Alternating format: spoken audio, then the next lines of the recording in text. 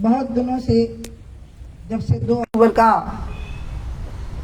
हमारा कार्यक्रम संपन्न हुआ, मेरी आप सबसे बात करने की इच्छा थी, क्योंकि सबके मन में 2 अक्टूबर के बाद ये सवाल उठा कि आगे क्या। क्योंकि हमारा जो अभियान चला, यह तब चला जब कोरोना का काल आया। मेरी गंगा यात्रा रुक गई और मैं यहीं भोपाल में थी, तो एक टीवी पर मैंने खबर देखी कि गाज़ियाबाद में जब शराब की दुकान खुली, कोरोना का पहला लॉकडाउन जब हटा, तो वहाँ इतनी भीड़ हो गई शराब पीने वालों की, शराब लेने वालों की, कि लाठी चार्ज करना पड़ा पुलिस को। तो एकदम से मुझे ध्यान आया कि पूरे कोरोना काल में कोरोना से बहुत मौतें हुई हैं, लेकिन शराब नहीं पीने से एक भी मौत नहीं हुई। तो ये तो बहुत अच्छा अवसर है। तो मैंने तुरंत योगी जी को फ़ोन किया, शाम को मैं शिवराज जी को मिली कि इस अवसर का लाभ उठा लीजिए, और अब लॉकडाउन हट रहा है तो आप सीमित स्थानों पर ही दुकानें खोलिए, जिसमें आप कुछ स्थानों को तो बिल्कुल छोड़ दीजिए। अब मंदिरों को, मस्जिदों को, जनालयों को, बौद्धालयों को, चर्च को, अदालतों को, अस्पतालों को, शिक्षण संस्थानों को, मजदूरों की बस्तियों को, और जहाँ लोगों ने आपत्ति की हुई हो उन स्थानों की दुकानों को खोलिए ही मत, क्योंकि अभी सब कुछ आपके हाथ में है। जिसके जवाब में उन्होंने कहा कि हम इस पर विचार करते हैं। क्योंकि मैं मध्य प्रदेश में ही थी तो इस पर विचार विमर्श प्रारंभ हो गया, और मैंने कहा कि हम महिलाएं इकट्ठी होंगी महिला दिवस पर और इस बात पे विचार विमर्श करेंगे। महिला दिवस आया, 9 मार्च को महिलाएं इकट्ठी हुई और 20 मार्च को फिर कोरोना की प्रचंड दूसरी लहर आ गई, और वो लहर अंत तक इतनी लंबी चली, और जब वो ख़त्म हुई तो मुझे ही कोरोना हो गया। और ऐसे मिला करके फिर मुझे गंगा यात्रा संपूर्ण करनी थी, तो मैं सबको कहती रही कि आप चलाते रहिए। और इसी बीच में मैंने सबको निवेदन किया कि एक व्यक्ति का ये नहीं हो सकता और ये राजनीतिक नहीं हो सकता। सारे संसार के लोग जो शराब से नफरत करते हैं, ये तो उनका अभियान है। मैं भी उनमें से, उन करोड़ों अरबों लोगों में से एक हूँ जो शराब से नफरत करती हूँ।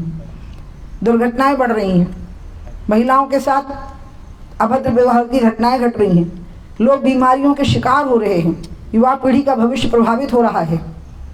और इन सब बातों को सोचते हुए हमें इस पर पूर्ण प्रतिबंध के बारे में विचार करना चाहिए। लेकिन पहले मैं मान गई योगी जी और शिवराज जी की इस बात को कि पहले हम इसकी फेज़ 1 की शुरुआत करें कि नियंत्रित वितरण की प्रणाली हो।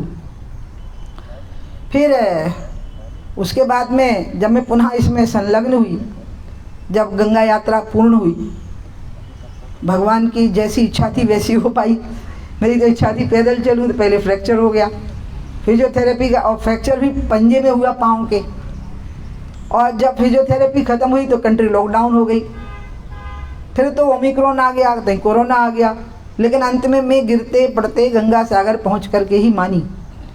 और इसका परिणाम आया कि 1.5 साल का जो सेटबैक था गंगा के हमारे 20,000 करोड़ के कार्यक्रमों को लेकर के, उसमें बहुत तेज़ी से काम चालू हो गया है। और पर्यावरणविदों की रिपोर्ट आने लगी है कि गंगा की गुणवत्ता में बहुत तेज़ी से सुधार हो गया।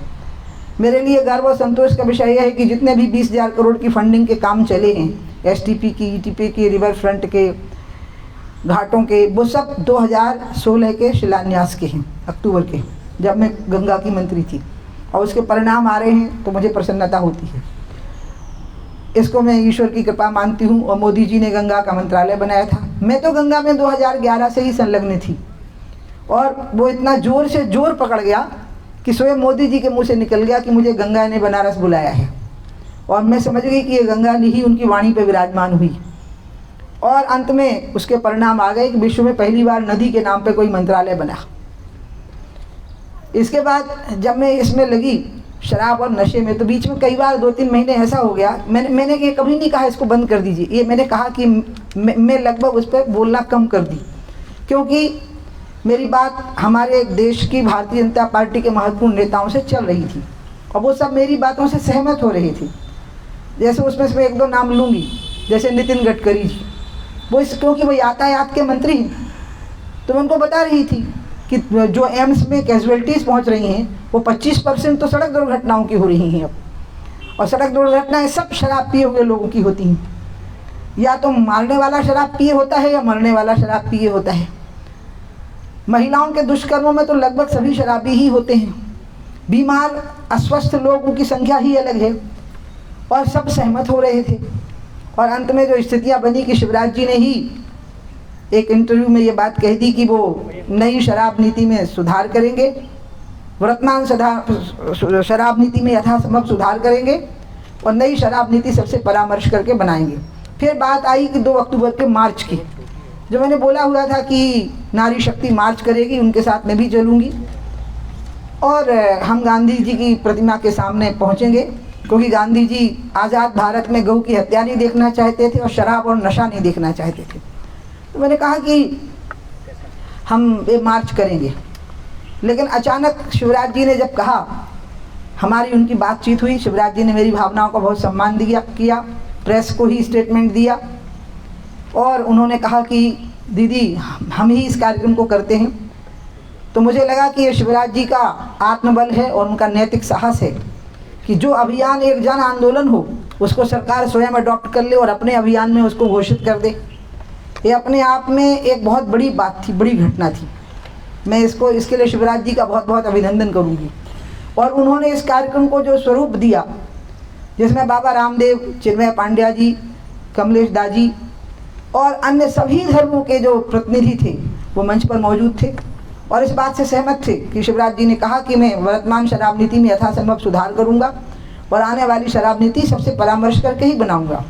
मुझे लगता है भारत में पहली बार हुआ होगा कि किसी राज्य के मुख्यमंत्री ने जन आंदोलन को अपना अभियान बना लिया हो और मैं फिर से एक बार उनका बहुत बहुत अभिनंदन करूंगी।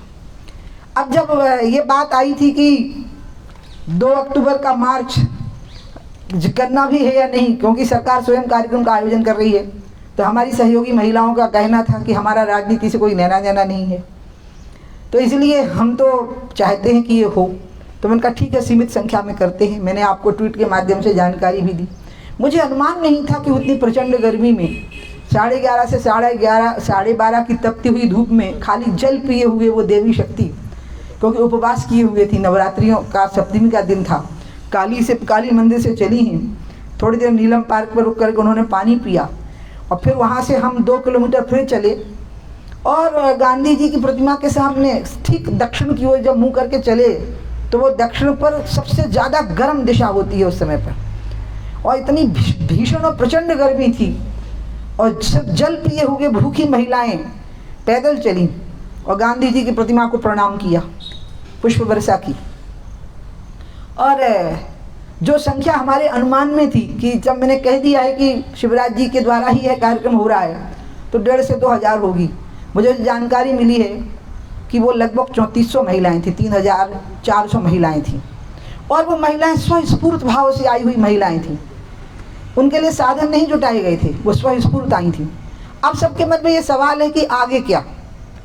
अब सरकार ने घोषणा की है, हमने कहा है कि जिन स्थानों के बारे में हम कह रहे हैं इनके ये तो अभी भी बंद की जा सकती हैं, मंदिर हैं और अन्य धर्मों के स्थान हैं, हम स्कूल हैं, अस्पताल हैं, अदालतें हैं और मजदूरों की बस्तियां हैं, अहाते हैं, ये तो अभी भी बंद किए जा सकते हैं। अब अगर कोर्ट में लोग जाएंगे तो माननीय कोर्ट भी शराब के पक्ष में थोड़ी फैसला देगा। हमारे विधि विभाग को ठीक से खड़ा होना चाहिए अपने पक्ष के आर्गूमेंट के लिए। अगर हमारा विधि विभाग ठीक से खड़ा होगा तो कोर्ट में स्टे नहीं मिलेगा। अगर हम में ही कमी होगी हमारे आर्गूमेंट में तब ना कोर्ट में स्टे मिलेगा। ऐसा कौन सी अदालत होगी जो महिलाओं की सुरक्षा को संकट में डालना चाहेगी। मैं अदालत में भगवान की तरह विश्वास करती हूँ, इसलिए विधि विभाग ठीक से ड्राफ्ट बना करके अगर पेश करेगी तो ये तय है कि माननीय कोर्ट की तरफ से शायद ही स्टे मिल पावे और अभी भी इसलिए हम बहुत बड़े सुधार ला सकते हैं। अब इसमें जो बातें हैं कि आगे क्या, तो मैं उसका उत्तर देती हूँ। आगे जो मुझे जानकारी हुई है अभी, क्योंकि कई बार सरकार कई कारणों से अपने कार्यक्रम में परिवर्तन करने के लिए मजबूर हो जाती है, तो मेरी जानकारी है कि उनका कार्यक्रम 30 नवंबर तक चलेगा। शिवराज जी ने मुझे भी कहा कि क्या आप भागीदारी करेंगे, मैंने कहा नहीं, मैं सरकारी कार्यक्रम में भागीदारी नहीं करूँगी, आप ठीक से उसको चलवाइए और मेरी शुभकामनाएं साथ रहेंगी। लेकिन हमने तय किया है कि 7 नवंबर से जब देव दीपावली है, जब भगवान कार्तिक स्वामी के नेतृत्व में असुरों पर विजय पाई गई थी, और शराब भी एक आसुरी प्रवृत्ति, नशा और शराब भी एक आसुरी प्रवृत्ति का द्योतक है, या आसुरी प्रवृत्ति को जगाने वाला तत्व है। तो इसलिए उस दिन से हम भी अपना अभियान प्रारंभ करेंगे। इस बीच में हम समीक्षा करेंगे, जगह जगह पे मैं स्वयं जाऊंगी, जो जाना चाहें वो जाएं, जिस पार्टी के लोग जाना चाहें वो जाएं, क्योंकि ये गैर राजनीतिक है अभियान है। इसलिए इसमें ये इंतजार नहीं करना है कि कोई नेतृत्व करे, उस हर एक व्यक्ति को नेतृत्व करना है, वो नेता है इसका जो शराब से और नशे से नफरत करता है। और इसलिए सब लोग इसमें भागीदारी करें, इसमें कहीं कोई दिक्कत की बात नहीं है। और मैंने तय किया है कि मैं स्वयं 7 नवंबर से जब तक हमारी लक्ष्य प्राप्ति तक जो बातें तय हुई हैं उस तक नई शराब नीति की स्थिति को हम नहीं देख लेते, तब तक मैं घर में नहीं रहूँगी, जंगलों में रहूँगी, खुले में रहूँगी, टेंट में रहूँगी, धर्म स्थानों पर रहूँगी, तीर्थ स्थानों पर रहूँगी, प्रतिबंधित स्थानों पर कहाँ कहाँ निषिद्ध स्थान, वर्जित स्थान जहाँ नहीं होना चाहिए वहाँ पर भी अगर कोई शराब की दुकान है या अहाता है तो उसकी सूचना मैं निरंतर शिवराज जी को देती रहूँगी, वीडियो बना बना करके सरकार को देती रहूँगी, मीडिया को देती रहूँगी। और मैं तब तक मध्य प्रदेश की सड़कों पर घूमती रहूँगी जब तक सही तरीके से परामर्श करके नई शराब नीति राज्य की सरकार लागू नहीं करेगी। जब घोषित करेगी तभी उसका ड्राफ्ट समझ में आ जाएगा। लेकिन मैं एक बार फिर से शिवराज जी का इसके लिए अभिनंदन करती हूँ। अब तरह तरह की आप मीडिया ने मेरा बहुत साथ दिया। शराब के खिलाफ जितनी मैं हूँ उससे ज़्यादा मीडिया है, नशे के खिलाफ जितनी मैं हूँ उतना ही मीडिया है, प्रिंट हो चाहे टेलीविज़न हो, सबने मेरा साथ दिया, कस के साथ दिया। मैं आपका बहुत बहुत आभार व्यक्त करती हूँ। जिस प्रकार से महिलाएं सड़क पे रणचंडी का रूप धारण करके आईं, मैं तो उसको कभी भूलूंगी नहीं। अभी तो 3000 आई हैं, हो सकता है कि जमहूरियत मैदान में दिसंबर के महीने में 30,000 महिलाएं इकट्ठी हो जाएं, क्योंकि हमें समझ में आ जाएगा कि अगली शराब नीति का ड्राफ्ट क्या है। और इसलिए इसके कोई राजनीतिक कयास यदि लगे तो ये आंदोलन प्रभावित होगा, अभियान प्रभावित होगा। जैसे मैं क्या मध्य प्रदेश से चुनाव लड़ना चाहती हूँ, क्या मैं भोपाल में जगह तलाश रही हूँ? मुझे जगह तलाशने की ज़रूरत नहीं है। मैं यहाँ सरकार बना चुकी हूँ, मैं हारी नहीं थी, मैंने पद छोड़ा था, मुझे कभी नहीं हराया गया। मैंने मतलब मुख्यमंत्री पद से तो नहीं हराया गया, मैंने स्वयं मुख्यमंत्री की कुर्सी तिरंगे की शान के लिए छोड़ दी थी। आगे भी गाय के लिए, तिरंगा के लिए, राम के लिए मैं अपनी जान दे सकती हूँ। और अभी भी 19 में मैंने ही कहा कि मुझे चुनाव नहीं लड़ना है और अगला चुनाव लड़ूंगी।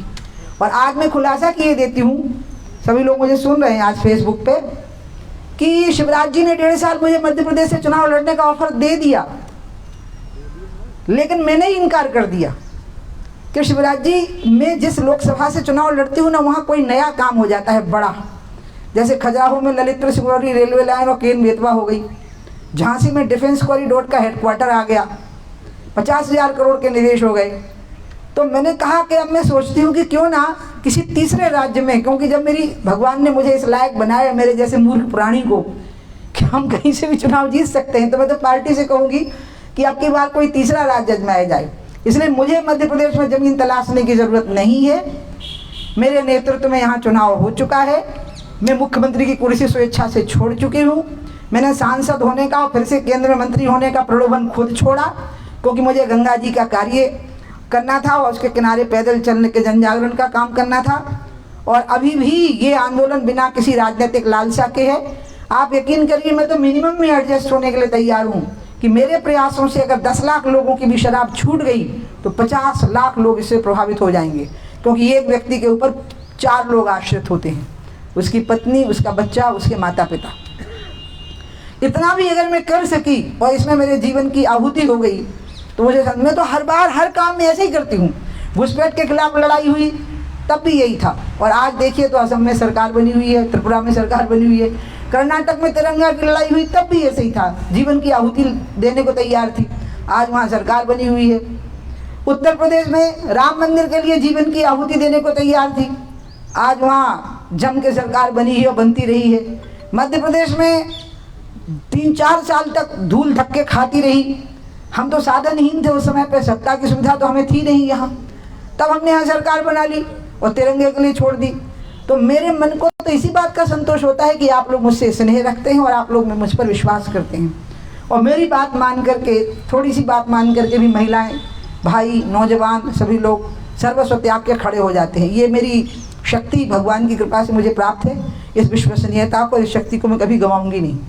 और इसलिए 7 नवंबर से तब तक मैं मध्य प्रदेश में किसी भवन के अंदर नहीं रहूंगी, क्योंकि लोग बर्बाद हुए हैं शराब और नशे से, और घर बार छूटे हैं लोगों के, लोगों को घर बेचने पड़े हैं, लोगों के इलाज के लिए पत्नियों को मंगलसूत्र बेचने पड़े हैं शराबी पति के इलाज के लिए, और उसके मर जाने से या बीमार हो जाने से महिलाओं को दूसरों के घरों में झाड़ू पोंछा और बर्तन साफ करने पड़े हैं। इसलिए मैं दिसंबर एंड तक चलती रहूँगी, इंतज़ार करूँगी, और ये इंतज़ार तो चलेगा 31 मार्च तक, क्योंकि ड्राफ्ट बन जाएगा। हो सकता है मुझसे शेयर किया जाए या ना किया जाए, क्योंकि मैं कुछ नहीं हूँ सरकार में। जो है वो है, शिवराज जी मेरा सम्मान करते हैं और उन्होंने एक नैतिक साहस दिखाया है। दूसरा मेरा ये मानना है कि एक्चुअली हमारे देश में एक नियंत्रित शराब वितरण की नीति है ही नहीं, क्योंकि ये राज्य का विषय है। तो राज्य की सरकारें अपने तरीके से जनहित और जन धारणाओं, जन भावनाओं की अवहेलना करके भी शराब नीति बना देती हैं। ऐसे में भाजपा अब देश में आ गई है। भाजपा ने 370 हटाने की बात कही, पूरी हुई। राम मंदिर बनाने की बात कही, पूरी हुई। भाजपा ने जो वायदे किए वो पूरे हुए। लोग अपेक्षा करते हैं कि भाजपा शराब पर भी नियंत्रण की कोई एक नीति बनाएगी राजनीतिक स्तर पे, संगठन के स्तर पे, और वो नीति भाजपा शासित राज्यों को निर्देश दे, वो नीति को लागू करें। वो नीति जनहितैषी हो, महिला हितैषी हो, नौजवानों के भविष्य को ध्यान में रख करके हो। और मुझे ऐसा लग रहा है कि जिस तरह से शिवराज जी ने इसमें पहल की और एक जन आंदोलन को सरकार ने अपने हाथ में ले लिया और अपने अभियान में बदल दिया उसको, तो हो सकता है कि शायद, मुझे ऐसा लग रहा है, क्योंकि मध्य प्रदेश कई मामलों में मॉडल स्टेट बना है, तीर्थ दर्शन में, लाडली लक्ष्मी में, कन्या विवाह में, तो हो सकता है कि मध्य प्रदेश शराब नीति, नई शराब नीति नैतिक तौर पर भारतीय जनता पार्टी की तरफ से बनी हुई शराब नीति के लिए मध्य प्रदेश एक मॉडल पेश कर दे, और अंत में वो मॉडल भाजपा शासित सभी राज्यों पर लागू करने की स्थिति आ जाए। तो ऐसी स्थिति भी आ सकती है। तो अभी तो जब तक मैं ठीक से हठ नहीं पकड़ूंगी और जब तक मैं सड़क पे नहीं रहूंगी, जब तक मैं घर बार नहीं छोड़ूंगी, सुविधा का जीवन नहीं छोड़ूंगी, तब तक वो स्थितियां बनेंगी ही नहीं कि मैं यहाँ की महिलाओं को सम्मान, यहाँ के नौजवानों का भविष्य, यहाँ के मजदूरों के रोजगार, उनके जीवन की रक्षा के लिए अपना कंट्रीब्यूशन कर सकूं। मैं अपने आप को 30 मार खा नहीं समझती, खुदा नहीं समझती, भगवान नहीं समझती, लेकिन मेरी अगर सामर्थ्य है थोड़ा भी किसी के सहयोग करने की, एक घायल पक्षी को भी उठा लेने की अगर मेरी सामर्थ्य है, मैं तो अपनी सामर्थ्य का पूरा उपयोग करूंगी इसके लिए। और इसलिए 7 नवंबर से मैं तब तक घर आवास में रहना छोड़ दूंगी, तब तक के लिए, जब तक कि मैं ये नहीं देख लूँगी कि लोग अब शराब के आतंक से मुक्त होकर महिलाएं घरों में सुख से रह रही हैं, मोहल्लों में आराम से घूम सकती हैं, लड़कियां कॉलेज जा सकती हैं, पूजा करने के लिए मंदिर में जा सकते हैं, नमाज पढ़ने के लिए मस्जिद में जा सकते हैं, प्रेयर करने के लिए चर्च में जा सकते हैं, प्रार्थना करने के लिए चर्च में जा सकते हैं, और पूजा करने के लिए, अभिषेक करने के लिए जिनालय में जा सकते हैं, बौद्धालय में जा सकते हैं। स्कूल और अस्पताल के पास, मजदूरों की बस्तियों के पास अब शराब की दुकानें नहीं हैं, इसलिए मजदूर अपनी कमाई अब खर्च नहीं करेंगे और पूरा का पूरा पैसा घर में जाएगा। ये सब चीज़ें सुनिश्चित हो जाएंगी, तब मैं घर में रहना शुरू करूँगी। इसके पहले या तो टेंट लगवा लिया करूँगी या घास फूस की कोई झोंपड़ी मिल जाए करेगी तो उसमें रहूँगी, नहीं तो अपन तो पेड़ के नीचे भी रह लेंगे, तो मुझे कोई दिक्कत नहीं होती, उसमें नदियों में नहा लेंगे। ये मैंने तय कर लिया है।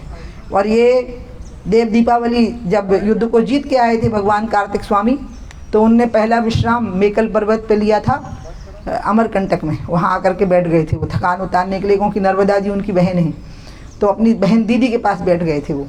मैं भी वहीं जाऊंगी और वहीं से देव दीपावली के दिन से अपना इस प्रकार का जीवन प्रारंभ कर दूंगी। और इस बीच में जहाँ मन होगा वहाँ जाऊंगी, जहाँ खड़ा होना होगा खड़ी हो जाऊंगी, जहाँ बैठना होगा वहाँ बैठ जाऊंगी, जहाँ रहना होगा वहाँ रह जाऊंगी, और इसी प्रकार से आनंद लेंगे। इसमें मुझे बहुत आनंद आता है। क्या भगवान के दीवानों की हर बात निराली होती है, हर दिन दशहरा होता है और हर रात दिवाली होती है। अब मैं इन्हीं शब्दों के साथ अपनी बात ख़त्म करती हूँ। प्रेस विज्ञप्ति मैंने पहले ही बंटवा दी।